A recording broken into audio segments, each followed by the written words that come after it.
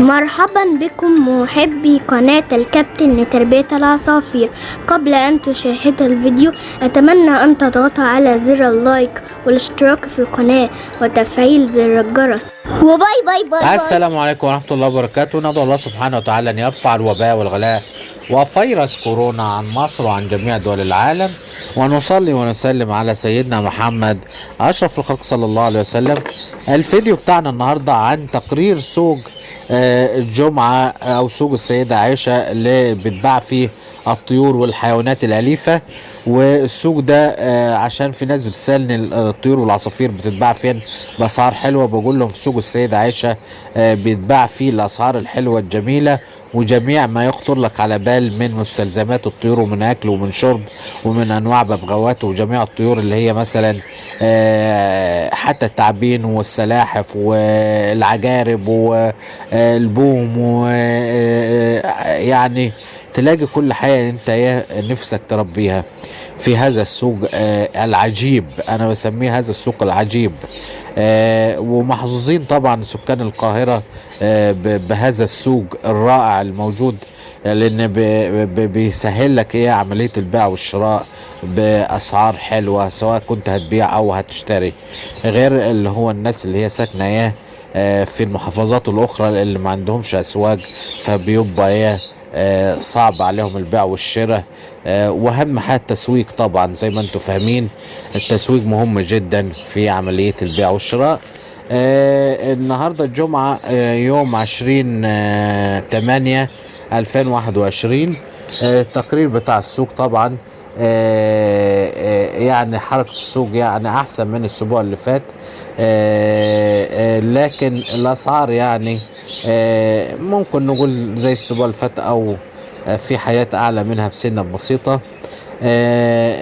لكن إن شاء الله جربنا نخش الموسم الجديد بخير وسلام. على أول 9 نبتدي نحط البيضات والشيلات. الأسعار تعتبر أنا بعتبرها إن هي مش معقولة طبعا، لان هي تعتبر منخفضة حاليا. فانا هنبدأ برضه عشان ما اطولش عليكم في الفيديو. هنبدأ بالاسترالي العادي اللي هو الاخضر والالوان الغامقة زي ما انتم عارفين بيكون سعره اقل شوية. وكانت انا هقول لكم على الاسعار اللم، وانتوا تعملوا اللم اللي هو بياخدوه التجار يعني بيكون افضل. وكان اللم قليل شويه، كان اكتر حاجه اللم النهارده على الكوكتيل اللاتيني. كان بيعمل 350 جنيه الكوكتيل اللاتيني الزغالين. لكن كان الاسترالي يعني ما فيش لم عليه من التجار، لكن كان في حركه بيع والشراء بين وبين الناس. فانت تعرف انا هقول لك على اللم يعني بيكون سعره اقل، فانت تعمل حسابك ان التداول بينك وبين الناس هتبيع باغلى من سعر اللم. يبقى تعرف ان هو لما تيجي تبيع بينك وبين شخص بتبيعه مثلا بسعر اغلى من اللي انا بقول عليه. لكن انا هقول لكم سعر اللم يعني اللي هو اقل حاجه. انت بشطارتك بقى عشان ما حدش يقول لي ان في كان اسعار اغلى من كده. فعلا في كان اسعار اغلى كده حسب شطارة التاجر اللي انت هتبيع له او الشخص اللي انت هتبيع له، وشطارة البائع او المشتري حسب الشطارة. يعني كل واحد يعني ممكن في واحد شاطر في البيع بيبيع مثلا الحياة ممكن يزود على 20 جنيه عن العادي، وممكن واحد تاجر مثلا شاطر يجيب حياة اقل. فدي خدت بالك بتختلف النسبة دي في البيع والشراء حسب شطارة الشخص سواء كان باع او مشتري. فنبدأ عشان ما نطولش عليكم باللي هو الاسترالي العادي. وقلنا زي ما قلنا اسعار لم كان في حدود من 45 جنيه الزغاليل ل 50 جنيه، ده في الاستراليات العاديات اللي هي الوان غامقة. وكان اللي هو اللاتيني والالبينو والكريمينو كان اسعاره اغلى من كده، كان بتوصل 70 جنيه اللي هو الزغاليل. والكبير كان في حدود 110 و 120 جنيه حسب شطارتك في السوق. الاسترالي العادي كان في الكبير منه في حدود 80 90 جنيه. كان الفالو طبعا انتوا عارفين الفالو اللي هو عينه حمراء، بس بيكون ممكن يطلع الوانه عاديه يعني زي الاسترال العادي، هنحاول نحط لكم صوره ليه في الفيديو. بيكون الفالو 100 جنيه اللي هو الزغاليل، والكبير كان ب 150 جنيه. اللاسونج برضو بيبقى زي اللاتيني كده، بس بيبقى فيه علامات ضعيفه كده تلاحظها انت بالعافيه. ده هو اللاسونج، بيكون عنه حمراء، بيكون في حدود برضه سعره كان من 100 جنيه زغاليل و150 كبير اللي هو الكبير. الريمبو كان الزغاليل في حدود 400 جنيه وحسب المستوى، والكبير بيوصل 600 جنيه، وممكن يكون اعلى من كده حسب المستوى. كل ما يكون فيه الاربع صفات اللي انا بقول لكم عليها في مواصفات الريمبو، بيكون طبعا سعره اغلى، ممكن يوصل ل 1000 جنيه.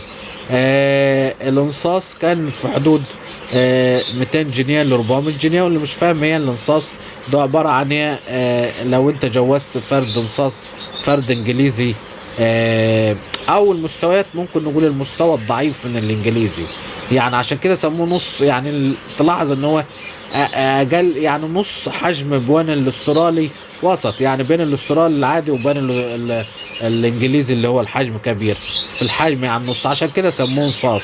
فكان ب 200 جنيه ل 400 جنيه. الفلل كانت برضو من 200 جنيه اللي هو الزغاليل، لو توصل برضو مستويات ل 400 جنيه اللي هو الكبير، وطبعا حسب المستوى. فانا بقول لكم الاسعار دي تقريبيه، فانت وشطارتك في البيع والشراء، عشان ما حدش يقول لي كان في اسعار اقل او في اسعار اغلى. فانا بقول لكم يا جماعه ان الاسعار دي عباره عن اسعار تقريبيه بين البايع والشاري، والشطاره في البايع او المشتري. طب الروز الاخضر، نخش على الروز كان الاخضر كان بيعمل 200 جنيه الزغاليل، والكبير 350 جنيه. اللاتيني كان يعني كويس برضو، يعتبر سعره معقول، كان 300 جنيه اللاتيني، والكبير 450 جنيه. الالبينو بقى، والالبينو كان بيعمل 600 جنيه ل 1000 جنيه الكبير، او 1100. اللي هو الاوبلاين اورنج، والاوبلاين ريد، واللاتيني اوبلاين ريد. يعني كلهم دول اللي هي الثلاثه اللي هم الغاليين دول، اللي هو سواء كان الاوبلاين ريد او الاوبلاين اورنج او الالبينو، تقريبا كانوا متقاربين في السعر، ما بين 600 جنيه الجوز الصغير لغاية 1000 جنيه الجوز الكبير. الأسعار تقريبا كان كلها متقاربة. كان في برضو الفشر اللاتيني، كان بيعمل الزغاليل 600 جنيه الفشر اللاتيني، والفشر الألبينو برضو كان بيعمل الجوز الزغاليل 400 جنيه والكبير 600 جنيه. الروز الفشر الأخضر برضو كان زي الروز الاخضر، وكان ب 200 الزغاليل 350 جنيه اللي هو الكبير. نخش على الكوكتيل بقى. كان الكوكتيل اللاتيني كان عليه لم في الزغاليل، يعني يمكن اكتر حاجه كانت عليها لم اكتر اللي هو الكوكتيل. كان الكوكتيل اللاتيني الزغاليل بتعمل 350 جنيه، والكبير كان بيعمل 500 جنيه. الإيزابيل كان الزغاليل بتعمل 250 جنيه، والكبير كان يعمل 350 جنيه. الحبش كان يعمل 200 جنيه اللي هو الزغاليل، والكبير كان يعمل 250 جنيه.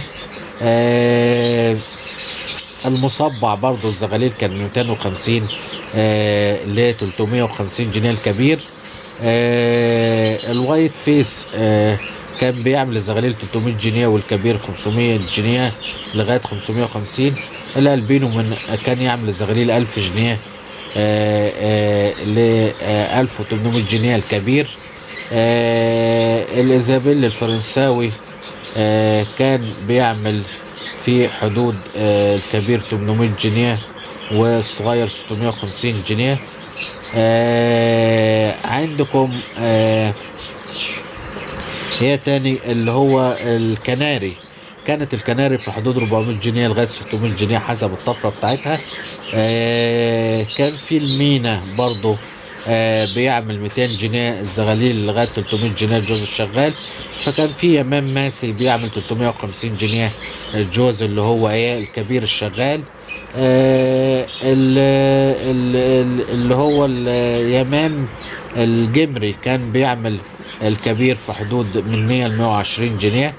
الزبرة برضو نسيناها، الزبرة كانت في حدود برضو تقريبا بتبقى مجربة الاسترالي في حدود 50 جنيه الزغاليل، كبير 80 جنيه. في طبعا طفرات اعلى منها في السعر ده، احنا بنتكلم على الزبرة العادية. تقريبا كل حاجة دي ما عدا اللي هو نسيت اقوله لكم. الاكل كان الدنيابة كان بتعمل 9 جنيه، واللي هو الدنيابة الرومي النظيفة يعني بتوصل ل 11 جنيه. البنكم كان ب9 جنيه والنظيف برضه ب10 جنيه. الفلارس هو اللي هو رابط السعر كان ب17 جنيه الفلارس. عظم السيبيا برضه لسه مازال غالي من 45 ل 50 جنيه حسب نظافته وحجمه. تقريبا دي كل يمكن حاجة كانت موجودة في السوق عن الطيور يعني. لكن انا عايز بسم الله بعد كده احاول ان انا ادخل لكم في التقرير اللي هو الحيوانات الأليفة مثلا زي الثعالب والسلاحف. والسلاحف كان موجود منها من 150 جنيه لغاية 300 جنيه حسب الحجم بتاعها. وكان في اللي هو الهامستر برضو من 40 ل 50 جنيه حسب لونه وشكله وحجمه وسنه. فانا ان شاء الله بعد كده بحاول ان انا اخش لكم في الزواحف والحياة دي ونعرف اسعارها ان شاء الله في التقارير القادمة. وانا بقول لكم زي ان الاسعار دي تقريبية، انت وحسب انت وشطارتك بقى مع التاجر اللي هتبيع له او التاجر اللي هتشتري منه. فبتبقى اسعار تقريبية، لكن مش مثلا نقدر نقول 100% كله بيبيع بالسعر ده، لا، دي اسعار تقريبية يا جماعة. فانت وشطارتك في البيع والشراء. وما تنسوناش انكم تشتركوا في القناة وتفعلوا زر الجرس عشان يوصلكم المنشورات، يعني تفعيل زر الجرس بيوصلكم اي حاجة جديدة عن القناة. وكمان شير للفيديو على الجروبات بحيث انك انت زملاتك يعرفوا برضو ويبقى في معرفة لكل الناس الاستفادة. والسلام عليكم ورحمة الله وبركاته.